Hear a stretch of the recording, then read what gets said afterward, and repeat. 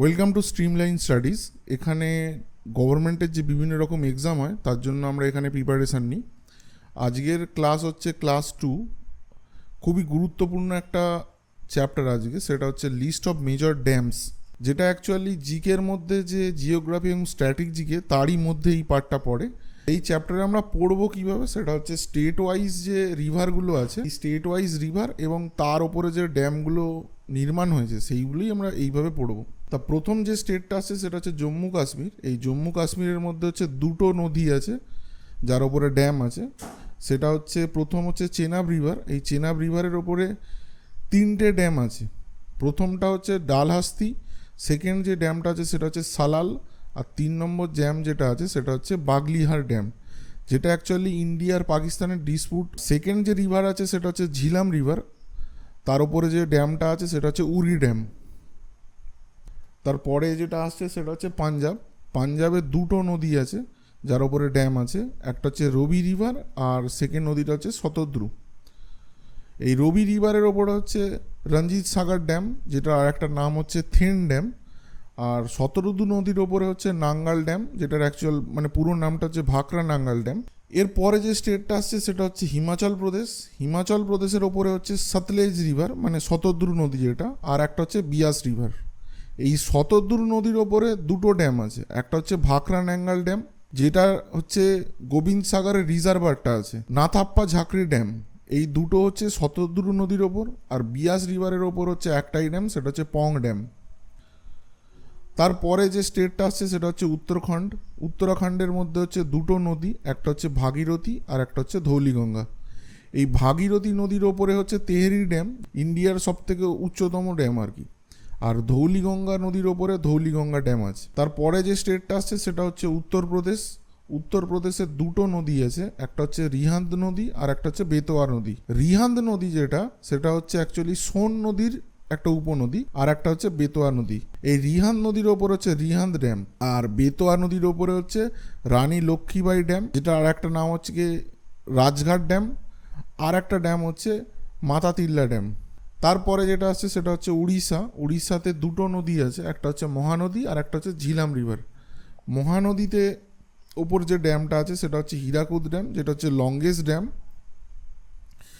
আর ঝিলাম নদীর ওপরে হচ্ছে উরি ড্যাম। ঝাড়খণ্ডে আছে ডিভিসি, দামোদর ভ্যালি কর্পোরেশন। এইটা একটা বড় পার্ট আছে, মানে অ্যাকচুয়ালি 8টা ড্যাম আর একটা ব্যারেজ, এই টোটাল নিয়ে হচ্ছে ডিভিসি, যেটা মেনলি ঝাড়খণ্ডে। আর একটা কি দুটো, একটা হচ্ছে ওয়েস্ট বেঙ্গলে পড়েছে। এইটার একটা সেপারেট আমি আলাদা করে চ্যাপ্টার পড়াবো, কেন এইটা একটা বড় চ্যাপ্টার আছে, অনেক কিছু ইনফরমেশান এখানে বলার আছে।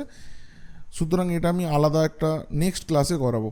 এরপরে যেটা আসছে ওয়েস্ট বেঙ্গল। ওয়েস্ট বেঙ্গলেও একই ডিভিসি, দামোদর ভ্যালি কর্পোরেশন আছে, আমরা প্রত্যেকেই জানি। এবার আসছে রাজস্থান। রাজস্থানে হচ্ছে তিনটে নদী, একটা হচ্ছে বানাস রিভার, একটা হচ্ছে চম্বল রিভার আর একটা হচ্ছে মাহি রিভার।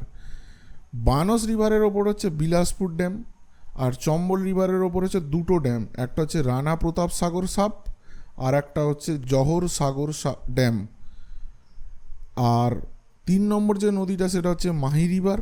মাহি রিভারের ওপর হচ্ছে মাহি বাজাজ সাগর ড্যাম। এই হলো রাজস্থান।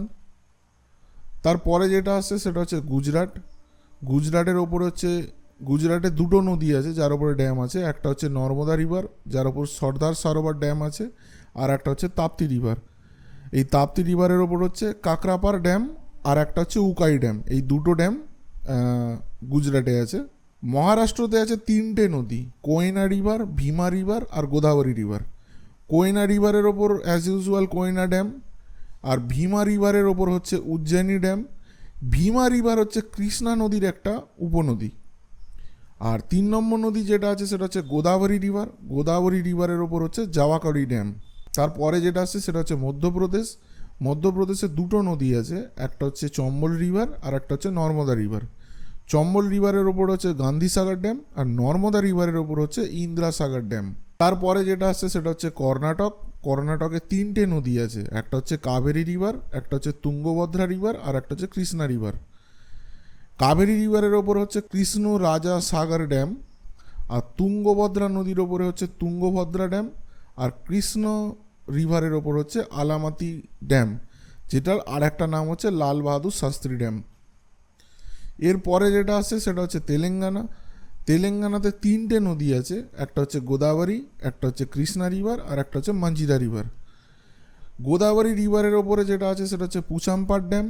কৃষ্ণা নদী ওপরে যে ড্যামটা আছে সেটা হচ্ছে নাগার্জুন সাগর ড্যাম, যেটা হচ্ছে ইন্ডিয়ার লার্জেস্ট ম্যাশনারি ড্যাম, মানে মাটির তৈরি বাঁধ যেটা বলে সেইটা হচ্ছে সব থেকে বড় এই নাগার্জুন সাগর ড্যাম, যেটা কৃষ্ণা নদীর ওপরে অবস্থিত। আর মাঞ্জিরা রিভারের ওপর আছে নিজাম সাগর ড্যাম। এরপরে যেটা আসছে সেটা হচ্ছে অন্ধ্রপ্রদেশ। অন্ধ্রপ্রদেশে 2টো নদী আছে যার ওপর ড্যাম আছে, একটা হচ্ছে কৃষ্ণা রিভার আর একটা হচ্ছে পেন্নার রিভার। কৃষ্ণা রিভারের ওপর আছে শ্রীসাইলাম ড্যাম, আর পেন্নার রিভারের ওপর আছে সোমাশিলা ড্যাম। কেরালার মধ্যে আছে 2টো নদী, একটা হচ্ছে পেরিয়ার রিভার আর একটা হচ্ছে কাবিনী রিভার। পেরিয়ার রিভারে হচ্ছে ইডুক্কুই ড্যাম, যেটা ইন্ডিয়ার লার্জেস্ট আর্ক ড্যাম।